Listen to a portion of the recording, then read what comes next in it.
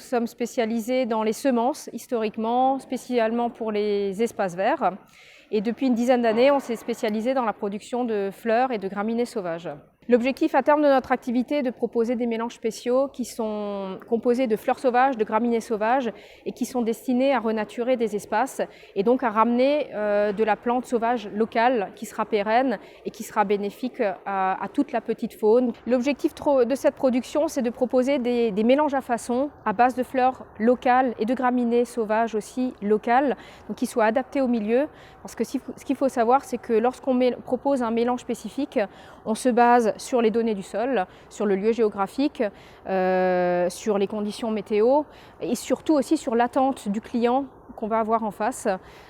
Si c'est vraiment un objectif de renaturation, si ça va être plus un objectif de fleurissement, plus un objectif d'engazonnement classique, qui sera composé de différentes graminées, de légumineuses, de fleurs sauvages, de graminées sauvages. Tout ça va vraiment dépendre du besoin du client. Le premier intérêt de produire de la fleur sauvage est de ramener de la biodiversité dans notre écosystème, cette biodiversité qui a complètement disparu avec les 40-50 dernières années de culture intensive nécessaires, je le précise bien. Et puis donc tout ce qui est fleurs sauvages, qui fait partie les fleurs sauvages qui sont mellifères, qui sont vertueuses, font partie des plantes dites mauvaises herbes. Alors aujourd'hui, on est en train de les réhabiliter.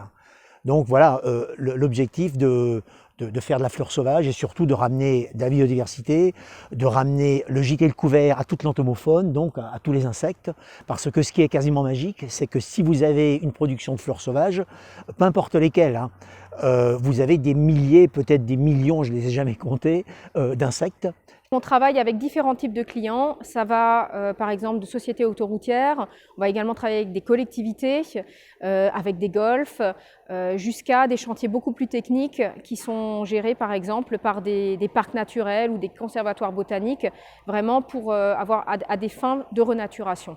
Le label végétal local est un label qui appartient à l'OFB, donc l'Office français pour la biodiversité. Nous adhérons à ce label depuis le début, depuis sa création en 2015. Ce label permet d'encadrer la production de fleurs sauvages et de graminées sauvages pour avoir une traçabilité du lieu de collecte initiale des semences de base jusqu'aux parcelles de production et jusqu'à la commercialisation auprès des clients. On s'est lancé déjà dans la production il y a une dizaine d'années et pour produire une nouvelle espèce, il faut compter en moyenne 3 années quand tout se passe bien. Alors tout ça démarre dans la nature avec une collecte en milieu naturel de quelques semences de base, des semences mères d'une espèce qu'on aura choisie, qu'on aura déterminée pour mettre en production. Donc on collecte quelques grammes, ça va de 5, 10, 15 grammes, toujours dans l'objectif de ne pas détériorer le milieu naturel dans lequel on a collecté les semences.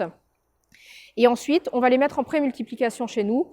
Donc on a une première étape qui se passe sous serre, comme en horticulture, où on démarre avec ces quelques grammes de semences qu'on va faire germer dans des bacs et ensuite qu'on va repiquer en plants. Selon le poids de la graine, on appelle ça le PMG, parfois on peut avoir 200 plants, comme on peut en avoir 3000.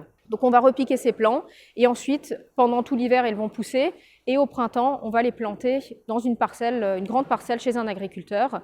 Et donc ce processus va durer pendant 2-3 années jusqu'à obtenir suffisamment de semences pour après vraiment avoir de la semence pour la commercialiser ou pour la semer sur une grande parcelle de plus d'1 hectare.